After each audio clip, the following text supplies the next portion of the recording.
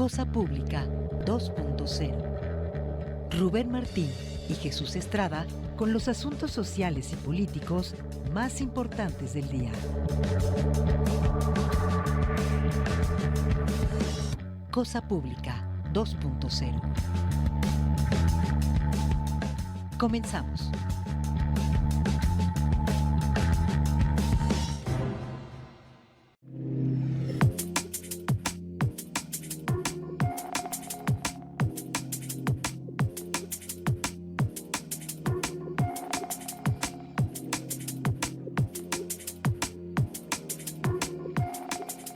Hola, ¿qué tal? Qué gusto que continúen acá en Radio Universidad de Guadalajara. Bienvenidos ahora a Cosa Pública 2.0, este espacio donde preparamos una selección con los temas sociales y políticos que nos parecen más importantes en la muy amplia agenda informativa de este día.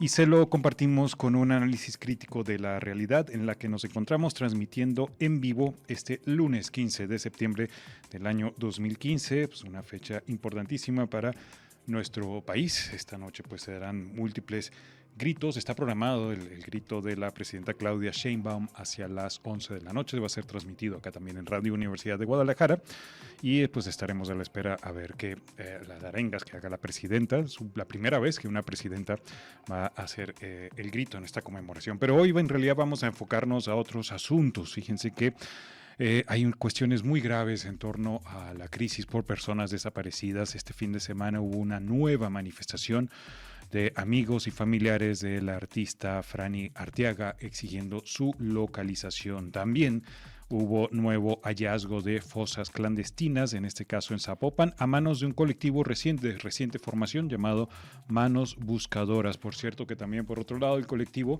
Guerreros Buscadores notifica de más hallazgos en la fosa clandestina de las agujas acá en Zapopan, en nuevos restos que están trabajando ahí y extrayendo de ese punto. Vamos a tener un contacto, de hecho, en unos minutos con la señora Marleti García, de vocera del colectivo de buscadores Entre Cielo y Tierra, colectivo de familiares de personas desaparecidas. Pero también vamos a hablar de otros asuntos en esta tarde, temas de violencia, el balance de víctimas de homicidio en Jalisco, en lo que va del año, también asuntos muy delicados que tienen que ver con violencia machista, un feminicidio que ocurrió este fin de semana y conmocionó a los habitantes de la colonia Santa Elena de la Cruz. Hablando también de cuestiones de la ciudad, les vamos a comentar algunos asuntos que tienen que ver con esta crítica a una construcción de una ciudad con lógica neoliberal, sobre todo los impactos de los aguaceros en la zona metropolitana de Guadalajara. También el seguimiento a este conflicto que ha habido en los últimos días con los paros de algunos estudiantes de la Universidad de Guadalajara. Y ya hacia el final del programa les pondremos al día con asuntos que tienen que ver con la cacería de Donald Trump contra migrantes en Estados Unidos, es enfocado, digamos, la crisis en este momento allá en Chicago, donde, por cierto, pues hay una consternación y mucha molestia entre la comunidad latina, particularmente mexicana, por el homicidio, el asesinato de un migrante a manos del ICE allá en Estados Unidos. Y también, por supuesto, el seguimiento al genocidio en Gaza que sigue en marcha. De hecho, son más de 64,000 personas asesinadas y más de 163,000 personas heridas en lo que va en marcha de este genocidio. Es el menú que tenemos en esta tarde en Cosa Pública 2.0. Gracias por acompañarnos. Gracias a Emanuel Candelas, que nos apoya en los controles técnicos en la cabina de Radio Universidad de Guadalajara. Está acompañado y por Daniela. Gracias también a Stacy Torres, que nos apoya con la producción de este espacio, y por supuesto, como cada tarde, especialmente gracias a ustedes por acompañarnos a través del 104.3 de FM en la zona metropolitana de Guadalajara, o a través de la red Radio Universidad de Guadalajara en el resto de Jalisco, también a través de nuestras redes sociales. Gracias a las compañeras del departamento de redes sociales, ya estamos transmitiendo en vivo este espacio en nuestras cuentas Cosa Pública 2 en X o Twitter, Cosa Pública 2.0 en Facebook y Cosa Pública 2.0 en nuestro canal en YouTube, al cual le invitamos a que se suscriba. Gracias por sus apoyos. Vamos a partir con esta protesta que se realizó el fin de semana. Es una nota del diario El Informador y cuenta que amigos y familiares de la artista plástica Francisca Arteaga Mendoza, conocida como Franny, protestaron en la glorieta de las y los desaparecidos para exigir la localización de esta joven, quien fue desaparecida de una galería de arte en la colonia Revolución en Guadalajara. Esto ocurrió el 27 de agosto. Es uno de los casos más graves de los últimos tiempos. Estaba ella impartiendo, al margen de la nota, recordar el contexto, estaba impartiendo un taller de arte para niños. Ahí llegaron unos sujetos armados, la desaparecieron a ella, a otra persona, y de hecho se habla, puede haber sido una desaparición múltiple de una tercera víctima. Pero volviendo a la crónica de la protesta, los manifestantes denunciaron que no hay avances de este caso hasta la fecha, por lo que pidieron a las autoridades que intensifiquen la búsqueda de Franny y logren su pronta localización. Franny es pintora, tatuadora y maestra de dibujo para niños en la galería donde fue raptada por sujetos armados a bordo de camionetas. Francisca tiene 35 años de edad, es de tez morena y mide 1,65 m. Tiene el cabello largo, lacio y castaño oscuro, es de complexión delgada y tiene tatuajes en un antebrazo. Se recuerda que los hechos, la desaparición, de hecho múltiple, de Fran y de otras personas ocurrieron en la calle Corregidora entre las calles Medrano y Aldama. Junto con ella, el abogado Gustavo Torres Reyes y también Berzaín Rodrigo Vázquez Coituño fueron desaparecidos la misma noche en la galería. Coutinho, de 43 años, fue candidato, se recuerda, independiente a la alcaldía de Cancún, allá en Quintana Roo, en la pasada elección. Como señas particulares tiene varios tatuajes en el antebrazo derecho y en ambos muslos, así como una cicatriz en la pierna izquierda. Los vecinos de la colonia, por cierto, señala la nota, desconocen si hay más víctimas de la desaparición múltiple. Eso lo declaró en días pasados la vicefiscal en personas desaparecidas, Blanca Trujillo Cuevas. Es decir, hay 3 personas oficialmente desaparecidas, incluyendo al artista Franny, pero todavía se investiga la posibilidad de que pudiese haber otras víctimas en esta desaparición múltiple. Ya al final de la nota del informador recuerda que la Fiscalía también investiga la desaparición de Abraham Emanuel Pacheco Partida, aunque a la fecha no se ha confirmado que su desaparición esté relacionada con el rapto de estas 3 víctimas en la galería. Abraham Emanuel Pacheco tiene 31 años y es conocido de Franny, de Gustavo y de Berzaín. Tiene pecas en el rostro y en los hombros, cabello largo y tez blanca, y él fue visto por última vez el 30 de agosto en la colonia, en una colonia allá en Tlaquepaque. Posiblemente entonces 4 víctimas hasta que las autoridades confirmen cuántas personas fueron desaparecidas en ese hecho, y lo más importante es que sean localizadas las víctimas. Vamos a otra información que publicó el fin de semana el diario NTR, y es que las autoridades omiten indagar 1 de cada 3 desapariciones. Imagínense, 1 de cada 3 no son investigadas. En la actualización del Registro Estatal de Personas Desaparecidas, las autoridades integraron 136 nuevos casos de personas que desaparecieron en algunos de los 31 días de agosto.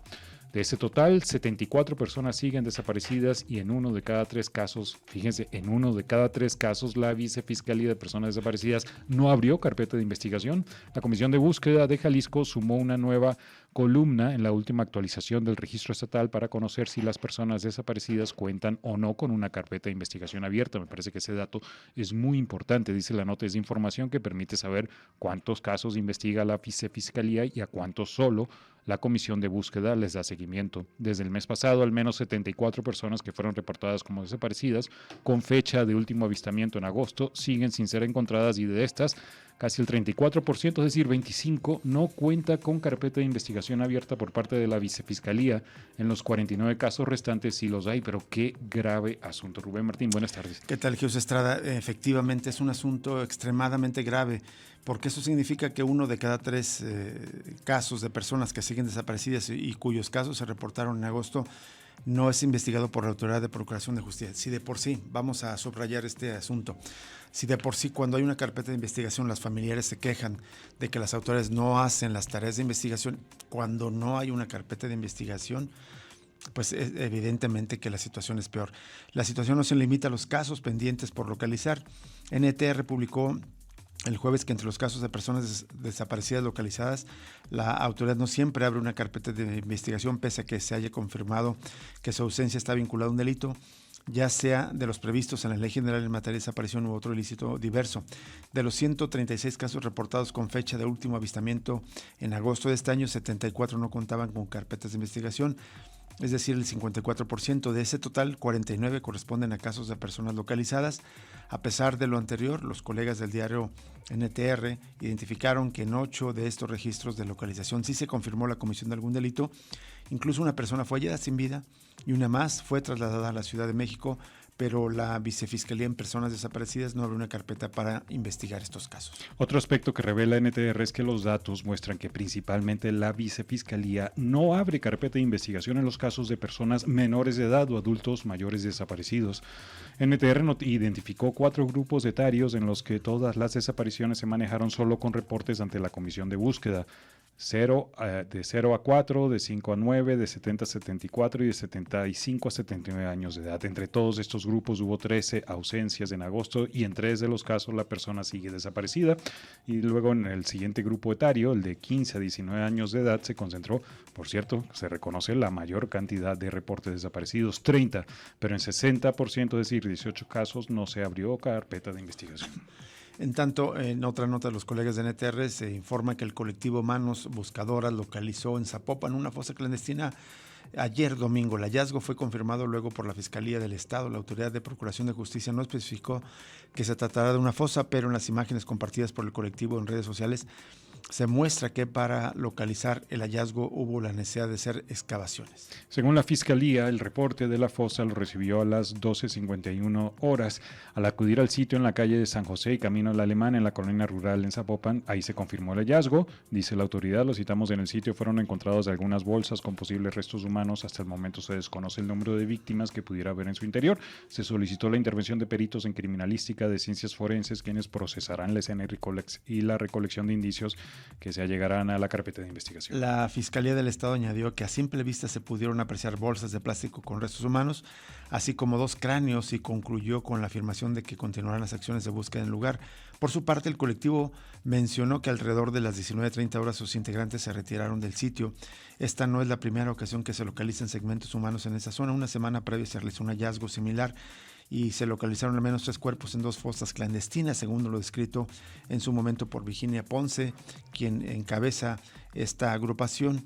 Desde esta ocasión, precisó la buscadora, continuarán la búsqueda en la zona, ya que el lugar es grande y había interés por revisar otros puntos.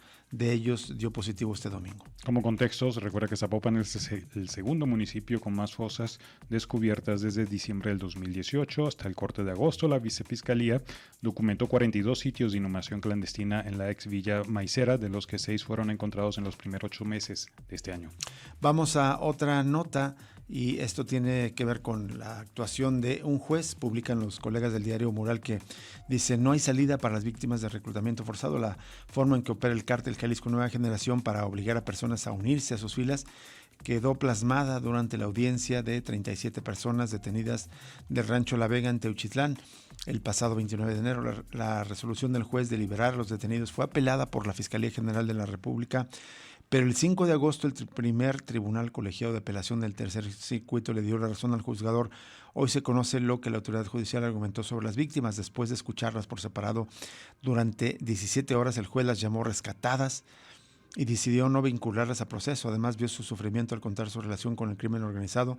Las víctimas le relataron que vieron ofertas de trabajo lícitas y se contactaron apenas unos días antes de ser detenidos. Al menos 11 de ellos recibieron un boleto electrónico y pagado para viajar hasta la central camionera de Zapopan. Es un caso de la mayor importancia, 37 personas que fueron detenidas en un rancho en La Vega, muy cerca del rancho Izaguirre, en el municipio de Teuchitlán. Pero en estos testimonios es importante porque se narra justo cómo es el modus operandi en la que ocurre, aunque ya lo conocemos, pero es importante los detalles. Dicen que en la central de camiones fueron recogidos por un carro rojo conducido por un hombre güero y con un tatuaje de pantera. Luego fueron llevados a una tienda en un rancho y después a una galera. Y dicen ante el juez, uno de los detenidos, pero sobre todo, que de este lugar ya no podían salir. Algunos de ustedes me señalan que observaron armas de fuego, no todos. Sin embargo, lo cierto es que por lo menos me parece que es de manera constante. Todos me refirieron que los amenazaron y que les indicaron que si salían los iban a matar. Esto es lo que dijo el juez. Y añade el señor 20, es decir, el testimonio número 20, nos hace esta narrativa. Nos refiere que una vez que llegan a la casa, le quitan la ropa, lo ponen a hacer sentadillas, que observa que hay gente que está acostada, lo cual se relaciona con todos y cada una de las manifestaciones que ustedes me señalaron, pero sobre todo que en la mañana llega una persona y les dice: ustedes ya están reclutados para la escuela del terror. Les indican que tienen 2 opciones, o se quedan o se van, pero si se quedan en 3 meses van a salir por la puerta grande, van a salir ya adiestrados, pero si se van por la puerta chica van a salir con los pies de frente, es decir, evidentemente lo están amenazando de muerte. Esto fue lo que escribió el juez, aunque había cartuchos en el lugar, no había armas, y los detenidos no atacaron al personal de la Guardia Nacional, pero aún así supuestamente fueron torturados por las autoridades. Terribles los testimonios. Vamos a ir a una pausa para regresar con la entrevista de esta tarde.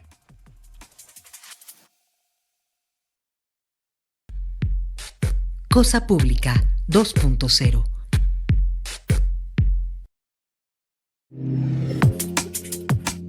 Seguimos en Cosa Pública 2.0 y vamos a saludar y agradecer enormemente a la señora Marlety García. Ella es fundadora, vocera del colectivo Entre Cielo y Tierra, y uno de los importantes colectivos, todos son importantes evidentemente, pero uno de los colectivos que existen ya desde hace años aquí en el estado de Jalisco, de familiares que buscan a sus personas desaparecidas. Señora Marlety García, gracias por atender esta llamada. Lo saluda Rubén Martín. Bien, buenas tardes. Muchísimas gracias a ustedes por la invitación. Al contrario, señora Marlety, teníamos mucho interés en conocer testimonios de la mayor cantidad de colectivos que podamos contactar de Jalisco y del país para saber qué están pensando acerca de la designación de Marta Lidia Pérez como nueva titular de la Comisión Nacional de Búsqueda, esta instancia nacional que es importante para avanzar en una política en contra de las desapariciones. En algún momento con Carla Quintana hace unos años había cierta empatía, cierta dinámica de trabajo que se rompió después de que ella renunció, y quería saber su opinión. ¿Qué le parece la designación de Marta Lidia Pérez como nueva titular de la Comisión Nacional de Búsqueda? Pues mira, nosotros como familias, como colectivos, la apoyamos totalmente. Es una mujer muy calificada, profesional, y que creemos que desarrollará y aplicará nuevas estrategias y metodologías de búsqueda.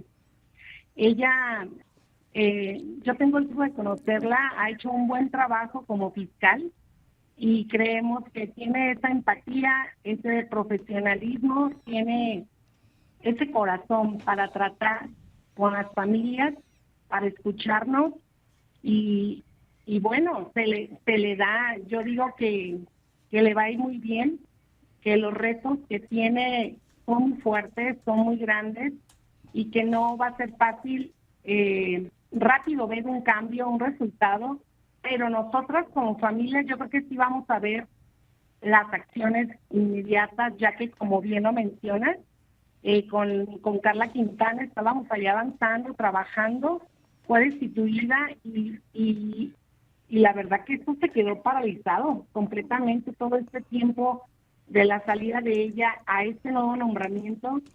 Pues como colectivo Entre Cielo y Tierra Oficial y Alto Sur Jalisco, que también es Sí. mío, estamos contentas, estamos con el apoyo con ella, con la esperanza, esperamos que brinde inmediatas acciones de búsqueda en vida, porque entendemos claramente que el valor de la vida no es relativo, sino es absoluto. Por supuesto. Justo le iba a preguntar eso, que si le conocía a la nueva titular, ya nos respondió que sí la conoce. ¿Qué nos puede decir un poco de su trabajo, de si es una servidora pública que tenga, digamos, empatía con las familias? ¿Cómo es Marta Lidia Pérez, la nueva titular de la Comisión Nacional de Búsqueda, señora Marlety García? Mira, tengo la oportunidad de coincidir varias veces con ella cuando tenemos mesas de trabajo en FGR en Ciudad de México. Ella se ha dado el tiempo de bajar para platicar con las familias, cómo fue la atención de los MPs, nos escucha, sabe mucho del tema, tiene años trabajando en este tema de desapariciones y la verdad que nos brinda esa confianza a las familias porque está esa escucha, nos brinda ese tiempo y para nosotros es valioso que nos escuche y que implemente algunas sugerencias que nosotros damos. Entonces de repente ella las toma, las implementa, las fortalece, las hace más eficientes y sí las ha llevado a cabo. De acuerdo, entonces, por lo menos si hay una, no sé, bueno, estoy seguro que más bien si ha, digamos, compartido comentarios con otros colectivos. En los colectivos con los que usted interactúa, ¿hay, digamos, una buena recepción de Marta Lidia? Sí, sí, la verdad es que yo acabo de llegar de Chiapas.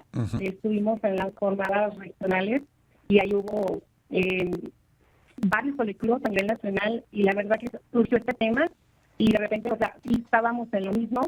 Ella desempeñaría un buen papel ahí en la Comisión Nacional de Búsqueda y que nuestra preocupación ahora justamente es que busque un buen elemento que supla pues pasa ahí en la SGR.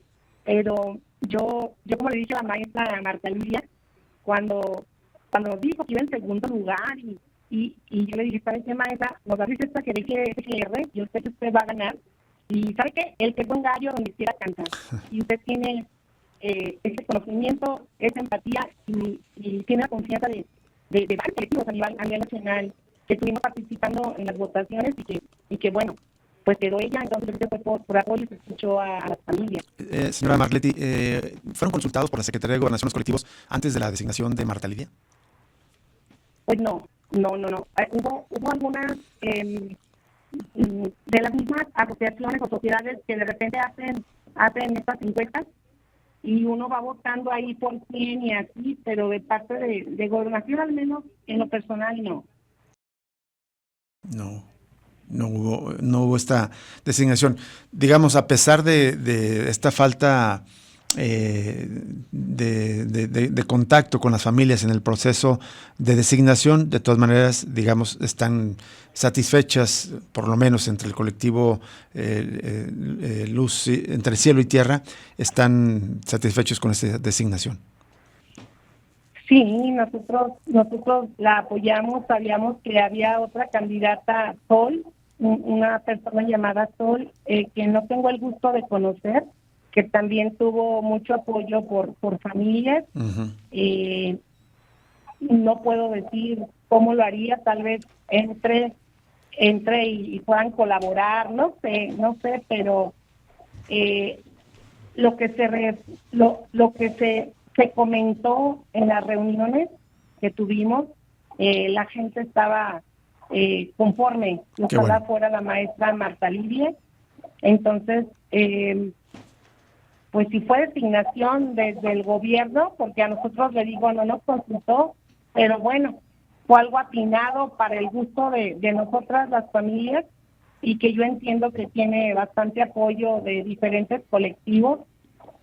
Tengo el gusto de tener comunicación con bastantes colectivos a nivel nacional y hemos tenido la oportunidad de comentarlo y tienen la confianza. Y la mayoría, o sea, de 10 colectivos, le puedo decir que 7, 8 están de acuerdo, están con ella. Muy bien. ¿Qué tal, señora Marletti? Le saluda Jesús Estrada, un gusto escucharla. Una pregunta, comentó este fin de semana la nueva comisionada que lo primero que va a hacer es un diagnóstico de cómo está la Comisión Nacional de Búsqueda. En su opinión, ¿cómo se encuentra la Comisión Nacional de Búsqueda? ¿Qué sería urgente que tendría que hacer la nueva comisionada para mejorarlo? Pues yo creo que el ordenamiento en el padrón de víctimas, estos 133,000 personas que están ahí, o sea, ordenar este padrón. Esperamos el desarrollo fiscal institucional con las fiscalías, con los CENEJOS, para lograr ir poco a poco resolviendo la crisis forense a nivel nacional. Yo creo que hay mucho por hacer. Yo me imagino que en cada área de la Comisión Nacional de Búsqueda actualmente todo está atrasada, todo hay mucho que implementar, elementos ya, tanto personal como material para trabajar y poner a funcionar la Comisión Nacional. Va a ser un reto, pero estamos contentos. Yo creo que uno de los pasos importantes es que las familias, por lo menos, estamos como con esa confianza en ella, con esa esperanza en ella, cosa que no teníamos con la anterior, la verdad, no teníamos nada, no teníamos un contacto, no había un plan de trabajo, un proyecto. Yo espero que la maestra Marta Lidia lo va a lograr. Yo siento que sí, y es importante eso. El padrón de víctimas, la localización inmediata, o sea, la búsqueda en vida, Claro. Que es una acción prioritaria de las autoridades, que es una obligación legal y es una deuda con nosotras. Claro. Entonces, sí vamos a estar ahí al pie del renglón, pidiéndole, exigiéndole, porque ella es capaz la sentimos capaz de poder desarrollar muchas técnicas, muchas acciones de búsqueda activas, escucha a las familias, esos protocolos de seguridad para las búsquedas, para las familias. Yo creo que hay mucho por hacer en cada área, en cada departamento, y yo considero que lo va a estudiar, lo va a analizar y va a implementar los cambios. ¿Esperan alguna reunión próximamente con la nueva titular de la comisión? ¿Está prevista que se reúna con colectivos? Bueno, yo no tenemos fechas, pero conociéndola a ella, yo pienso que pronto va a convocar a las familias, a los diferentes colectivos, porque sí se da ese tiempo de escucha y de implementar las sugerencias. Ella de repente nos dice cuáles sugerencias pueden avanzar y cuáles no pueden ser. Pero yo creo que sí, uno de los pasos importantes que va a dar ella es justamente buscar reunirse con las familias, con los diferentes colectivos a nivel nacional. De acuerdo. Se acaba de cumplir un año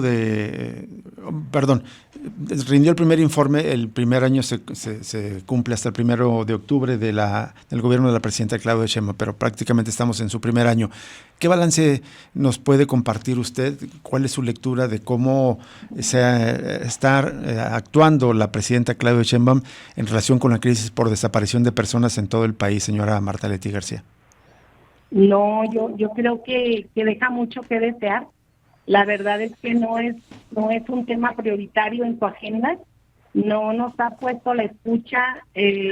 Hemos tenido mesas de diálogo, de trabajo con su equipo de trabajo, y a veces hemos llegado a acuerdos que al final no se han cumplido. Entonces nos debe muchísimo. Nuestra presidenta nos debe mucho en materia de desaparición, a las madres, la escucha, la atención, y la verdad es que en materia de seguridad social deja mucho que desear. A nivel nacional la crisis forense está tremenda. Sí. Las desapariciones siguen creciendo en cada estado. Jalisco se sigue despuntando, se sigue despegando con el primer lugar del segundo. Con crisis forense que también tenemos el primer lugar en Jalisco. Entonces, esto no habla bien de ella. En el tema en materia de desaparecidos no hemos tenido los resultados, no hemos visto el trabajo que debe de implementar para intentar solventar esta situación, para detener estas desapariciones, que no solamente buscamos a nuestros desaparecidos, sino también que haya investigación en la búsqueda de verdad y justicia. Y aquí en el Estado, al comienzo de su gobierno, Pablo Lemus convocó a colectivos, incluso, si mal no recuerdo, se comprometió a reuniones mensuales con los representantes de colectivos de familias que buscan a sus personas desaparecidas. ¿Se han cumplido estos ofrecimientos de reuniones con el gobernador, señora Marleti? Pues el mes pasado nos canceló el mes pasado, y en este mes no tenemos una fecha, probable de reunión. Pues esperamos que continúen las metas de trabajo, de diálogo, y que nos escuche y que esté implementando las necesidades que vivimos las familias, que somos quienes buscamos, y hay muchos cuestionamientos que tenemos por hacer. No sé qué se le atravesaría, pero sí nos canceló el mes pasado, y en esta no tenemos, en este mes no hay fecha de reunión con él aún. ¿No hubo alguna justificación que les diera? Voy a cancelar porque tengo que hacer esto, esta emergencia, lo que sea. ¿Sencillamente canceló? Nos cancelaron así de repente, nada más nos hablaron y nos dijeron que se suspendía este nuevo aviso y no dieron mayor explicación. Señora Marletti, volviendo a la nueva comisionada, una de las primeras acciones que ella ha señalado que va a hacer es lo de mayor coordinación con las fiscalías estatales. De hecho, señaló que según la ley, todas las fiscalías de los estados ya deberían ser fiscalías autónomas, especializadas. Desde el ámbito de la nueva comisionada, ¿qué cree que podría hacer para mejorar la situación aquí en Jalisco? Pues eso, trabajar interinstitucionalmente. Ella sabe el contexto de Jalisco, de hecho tiene meses trabajando acá con lo del Rancho Izaguirre, con el del Rancho La Vega, y trae muchos casos que son de acá en Jalisco. De hecho, se va a hacer aprovecho para invitarles, Sí. va a ser una colecta de pruebas masivas de ADN Sí, la Fiscalía General. para la FGR, que van a ser el día 19, 20 y 21, ahí en la Casa Madero y Teso. Entonces, esperamos que las familias, estamos haciendo mucha la publicidad de esto para que las familias podamos acudir, porque ellos ya deben de tener algunos resultados. Entonces, el contexto de Jalisco lo sabe perfecto, lo entiende, y yo considero que sí de implementar las medidas. También nosotros como colectivos, como familias, seguimos exigiendo, y está en proyecto lo de la Fiscalía Especializada Independiente, pues, ya que sea una fiscalía especializada en materia de desaparición y puedan trabajar muy bien en conjunto. Bien. Perfecto, pues vamos a estar al pendiente justamente de estos temas que faltan por cumplir. Por lo pronto, señora Marletti García, le agradecemos enormemente que a nombre del colectivo Entre Cielo y Tierra nos haya tomado esta llamada para compartir sus opiniones sobre este asunto tan relevante que es la designación de la nueva titular de la Comisión Nacional de Búsqueda. Claro que sí, muchísimas gracias por darme el espacio y bueno, soy portavoz de varias familias que hemos comentado. Claro. Y parece que estamos ahorita con esta esperanza, con esta confianza en la maestra Marta Lidia. Entonces vamos a esperar que nos brinde los resultados deseados. Esperamos que así sea. Señora Marletti, muchísimas gracias de nuevo por atender esta llamada. Gracias, que tengan buena tarde. Igualmente para usted, la señora Marletti García, representante del colectivo Entre Cielo y Tierra. Uno también de los más añejos, la señora Marletti García, está buscando a su hijo César Ulises Quintero García, que fue desaparecido en Ocotlán, en el municipio de Ocotlán, el 4 de agosto de 2017, un poco más de 8 años, exactamente 8 años y un mes. Y cabe recordar que también César Ulises es uno de los desaparecidos pertenecientes a esta comunidad universitaria estudiante del centro universitario de allá, de la Barca y Ocotlán, de Ocotlán, el centro universitario de la Ciénega. Vamos a ir una pausa y regresamos con más información, justamente información sobre las movilizaciones aquí en la Universidad de Guadalajara.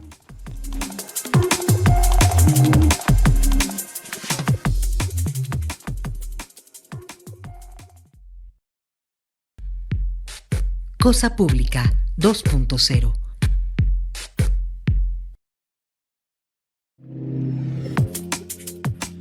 Desde la semana pasada se han presentado movilizaciones inéditas, importantes, sorpresivas para algunos, de estudiantes de esta Casa de Estudios de la Universidad de Guadalajara que se quejan de las estructuras de control político y de representación que hay en esta casa de estudios.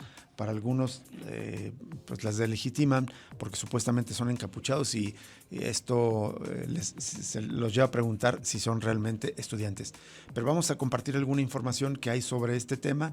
Hay una nota de los colegas del NTR de lo que informaban hasta el día viernes, y en este caso daban cuenta que las y los estudiantes del Centro Universitario de Ciencias Sociales y Humanidades que establecieron un paro de actividades en el edificio A de este campus decidieron terminar el viernes con la medida iniciada un día anterior, y la decisión se tomó luego de un análisis colectivo de la situación y en medio de condiciones que consideraron inseguras para la comunidad estudiantil de ese centro, reportan los colegas de NTR.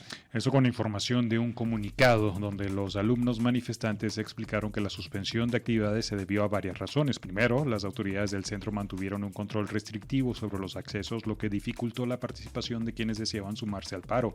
Además, se documentó, dice, la presencia de grupos de choque dentro de las instalaciones que intimidaron y hostigaron a los estudiantes que apoyaban el movimiento, lo que puso en riesgo su integridad, y también señalaron que alrededor de las 12:30 del mediodía del viernes los cuerpos de seguridad del CUSH rodearon y amenazaron a los estudiantes, dicen, lo que aumentó el riesgo para quienes se encontraban en las instalaciones. Ante esa circunstancia, los estudiantes determinaron replegarse para reorganizar estrategias y garantizar la seguridad de la comunidad, y a la par llamaron a la comunidad a no asistir al centro como forma de protesta, y en su comunicado hicieron un llamado a toda la comunidad estudiantil a participar de manera activa e informada en las acciones para defender sus derechos y exigir cambios estructurales en la universidad.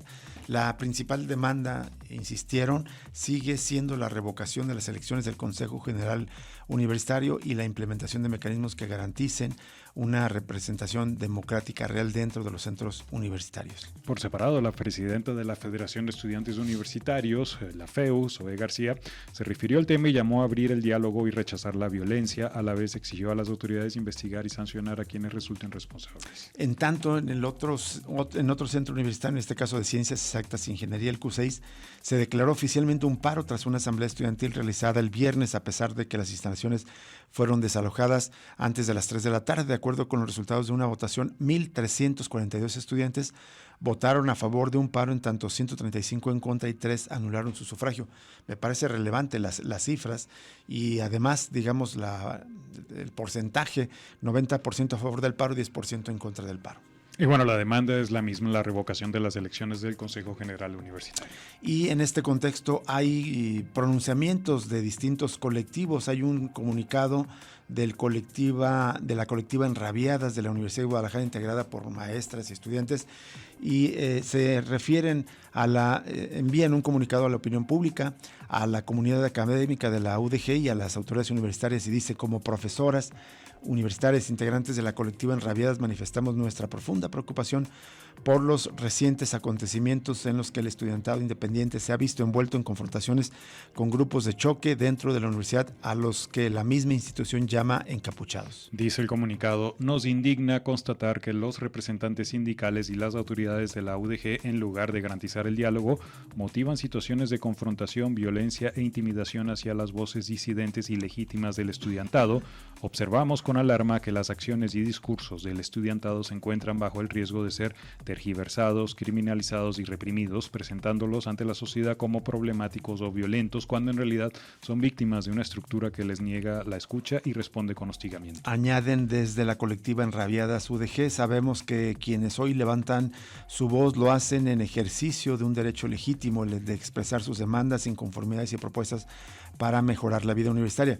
Consideramos que su movimiento es también legítimo, ya que está respaldado por el artículo 21 de la Ley Orgánica de la Universidad de Guadalajara, que establece como derechos de los estudiantes reunirse, asociarse y expresar dentro de la universidad sus opiniones sobre los asuntos que a la institución concierne, sin más limitaciones que las de no interrumpir las labores universitarias y guardar el decoro y respeto debido a la institución y a los miembros de su comunidad.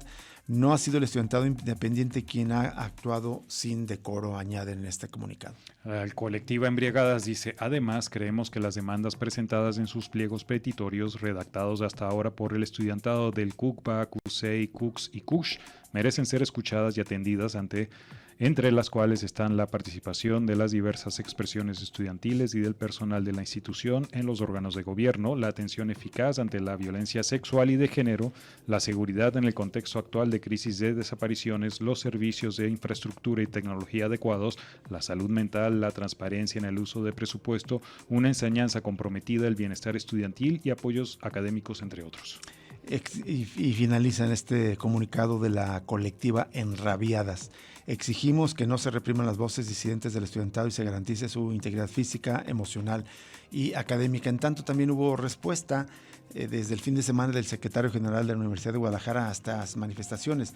El secretario general de la Casa de Estudios, César Bárbara Delgadillo, se pronunció sobre estas recientes protestas estudiantiles y aseguró que la institución siempre privilegiará el diálogo, y recordó que recibieron a 2 estudiantes de distintos centros universitarios para escuchar sus peticiones e inconformidades, de las cuales varios pudieron ser atendidas. Sin embargo, los jóvenes abandonaron la mesa al recibir una negativa a su exigencia a la revocación de las elecciones del Consejo General Universitario, al considerar que el proceso no representa un verdadero ejercicio democrático. Es una nota también de reseña de los colegas del diario NTR. Ahí César Barba también dijo que la Universidad de Guadalajara se rige bajo un gobierno colegiado encabezado por el Consejo, integrado por estudiantes y académicos, incluso por encima de la rectoría. Este órgano toma decisiones en materia de presupuestos, becas, planes de estudio y renovaciones, por lo que es fundamental garantizar la continuidad y transparencia del proceso electoral. Sobre la tensión ocurrida en el edificio de rectoría el pasado 10 de septiembre, el miércoles de la semana pasada, el secretario señaló que los manifestantes ocuparon el vestíbulo y bloquearon las salidas, lo que generó estrés entre el personal y derivó en empujones que la universidad no comparte. Mientras, los estudiantes denunciaron violencia de trabajadores, y estos últimos aseguraron que hubo encapuchados con actitud agresiva y que solo intentaban resguardarse, lo que terminó en un enfrentamiento que lamentó el secretario. Y César Barba Delgadillo reiteró que el diálogo sigue abierto, aunque el proceso electoral del Consejo General no está en discusión. Otros puntos planteados por los estudiantes sí podrían atenderse. Dijo: las clases continuarán con normalidad y la institución dialogará con los trabajadores lesionados para definir los pasos a seguir. Vamos a una pausa y continuamos con más información aquí en Cosa Pública 2.0. Volveremos con la información sobre el genocidio en Gaza. El Centro de Información Palestina está presentando un reporte muy completo de todo lo que está ocurriendo allá en Gaza. Un resumen de estos casi 2 años. Está por cumplirse el próximo 7 de octubre, el 8 de octubre en realidad, 2 años de la más despiadada, brutal y violenta embestida del gobierno de ocupación de Israel en contra de los territorios ocupados, tanto en Gaza como en Cisjordania, pero especialmente en Gaza, donde está ocurriendo este genocidio en curso. Vamos a una pausa y volvemos.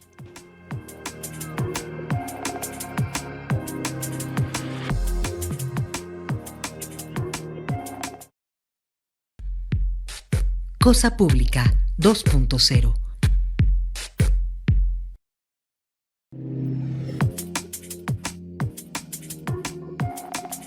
No hay en este momento una situación mundial más grave y preocupante que el ataque, la hambruna, la devastación, el genocidio, el holocausto que el Estado y el gobierno de Israel que encabeza Benjamín Netanyahu, y subrayamos el gobierno y las fuerzas militares de Israel que encabeza Benjamín Netanyahu, están cometiendo contra Gaza, porque no es toda la población israelí. Muy por el contrario, el fin de semana hubo 500,000 de habitantes de Israel que se pronunciaron en contra de las políticas de Benjamín Netanyahu, incluso algunos de manera muy directa, admitiendo que se estaba cometiendo genocidio, hambruna y matando a niños, y que estaban en contra de lo que estaba haciendo Benjamín Netanyahu. Pero de todo esto, el Centro de Información Palestina cada semana hace un corte de las matanzas, de las masacres que va cometiendo, y al día 705, que se cumplieron el pasado 10 de septiembre, emitieron este comunicado. Dice así: las fuerzas de ocupación israelíes continúan su guerra genocida contra la franja de Gaza durante 705 días a través de bombardeos aéreos y de artillería, el asesinato de personas hambrientas y desplazadas con el apoyo político y militar de Estados Unidos, y el silencio internacional sin precedentes y el fracaso de la comunidad internacional. Nuestros corresponsales informaron que las fuerzas de ocupación lanzaron decenas de incursiones y cometieron más masacres a medida que empeoraba el sufrimiento de desplazamiento que afecta a más de 2 millones de personas en medio de una grave hambruna. Hacen un desglose de los desarrollos recientes a continuación. Dicen: fuentes médicas en los hospitales de Gaza informaron que 72, ellos los llaman mártires, personas, pues han muerto en incursiones israelíes en la franja de Gaza desde el amanecer del miércoles, incluidos 53 en la ciudad de Gaza. El ejército de ocupación detonó una bomba robótica para destruir las casas de los ciudadanos en las cercanías de la piscina Sheikh Radwan al norte de la ciudad de Gaza. El Ministerio de Salud de Gaza anunció el registro de 5 muertes como resultado de esta hambruna, y esto ha elevado el número total de víctimas solamente de hambre a 444 mártires, incluidos 141 niños. 404 personas han muerto de hambre en las últimas semanas allá en Gaza. Luego hacen el recuento general. Las fuerzas de ocupación israelíes, con el apoyo de Estados Unidos, están librando una guerra genocida contra la Franja de Gaza, que hasta ahora ha dejado, según el Ministerio de Salud, 64.656 mártires, es decir, personas asesinadas, además de 163.503 heridos, más de 9.000 desaparecidos y una hambruna que ha matado a cientos, mientras más de 2 millones de personas palestinos viven en condiciones de desplazamiento forzado en medio de una destrucción generalizada. También dice: Israel ha convertido a los niños en objetivos permisibles, matando a más de 20.000 niños y 12.500 mujeres, incluidas 8.990 madres. Fíjense, más de 1.000 bebés han sido martirizados, es decir, asesinados, incluidos 450 nacidos durante la guerra y luego martirizados, lo que confirma que los grupos vulnerables han sido los más atacados por la población. Entre los asesinados hay 12.098 mártires y 51.462 fueron atacados después de que la ocupación incumpliera el acuerdo de alto al fuego el 18 de marzo de este año. Es decir, se confirma que pasado el alto a fuego, la violencia, la guerra, la destrucción, los ataques por parte de Israel han sido mucho más severos. El número de mártires desde que la ocupación convirtió los limitados puntos de distribución en trampas mortales el 27 de mayo ha llegado a 2.456, más de 17.861 heridos y 45 desaparecidos. Esto es solamente entre las personas que iban a buscar comida. 2.456 asesinados y 17.861 heridos. Esto con el uso de la llamada Fundación Humanitaria de Gaza, que tiene un carácter israelí-estadounidense y es rechazada por la ONU como herramienta para imponer la ecuación de sumisión y asesinato bajo el disfraz de trabajo humanitario. Pero por separado está en la cantidad de personas que han muerto por la hambre, por la hambruna y la desnutrición, que ya aumentó a 404 personas que han muerto por el hambre, incluyendo 141 niños. Dice 1.670 miembros del personal médico, 139 de la defensa civil, 248 periodistas, 173 empleados municipales, 780 miembros de la policía que prestaban ayuda y 860 miembros del movimiento deportivo fueron asesinados, martirizados. Las fuerzas de ocupación cometieron más de 15.000 masacres dirigidas a más de 14.000 familias, durante las cuales unas 2.700 familias fueron eliminadas del registro civil. Masacres, lo entendemos muy bien esto porque eso ocurre en México cotidianamente. Sabemos una masacre en Celaya, una masacre en Teocaltiche, otra en Tlaquepaque, otra en Zapopan, otra en otras partes del país, y nos aterra porque son cotidianas y suman decenas y suman cientos. En 2 años, 15.000 masacres en Gaza, solo para ponerlo en contexto, y añade este comunicado del Centro de Información Palestino: según datos de la Oficina de Medios del Gobierno y de los organismos de la ONU, la guerra de exterminio resultó en la destrucción de más del 88% de los edificios en la Franja de Gaza, con una pérdida total de más de $62.000 millones, en un momento en que las fuerzas de ocupación controlan 77% del área de la Franja de Gaza a través de la invasión, el fuego y el desplazamiento. Es que esto es lo que muchos señalan, que también la destrucción de edificios, rascacielos, de infraestructura es parte del genocidio. Dice: al final la ocupación destruyó 163 escuelas, universidades e instituciones educativas por completo y 369 parcialmente. Además, 833 mezquitas destruidas por completo y 167 parcialmente, y 19 de cementerios destruidos también. Qué vergüenza, qué indignante, qué encabronante que un Estado que se funda para los judíos bajo el acontecimiento trágico del Holocausto que padecieron el pueblo judío, millones de judíos de distintas nacionalidades de Europa, Polonia, Rusia, Ucrania, Francia y distintas nacionalidades de Europa. Qué indignante, qué vergonzoso que este mismo Estado fundado bajo ese acontecimiento histórico ahora esté cometiendo lo mismo, un holocausto. Es un genocidio, sí, pero es, en términos de todo lo que engloba, es un holocausto que está cometiendo este mismo pueblo en contra del pueblo de Palestina. Es verdaderamente indignante y encabronante. Ojalá seamos capaces de movilizarnos, de denunciar lo que está ocurriendo para que se detenga este genocidio, este holocausto en curso. Con esto nos vamos y le recordamos que sigue la programación habitual aquí en Radio Universidad de Guadalajara. Mañana nosotros seguimos completamente en vivo, a pesar de ser un día de asueto por ser el día de conmemoración de la independencia de México, pero nosotros nos escucharemos completamente en vivo en otro análisis crítico de la realidad. Lo invitamos para que nos acompañe el día de mañana. Muchas gracias.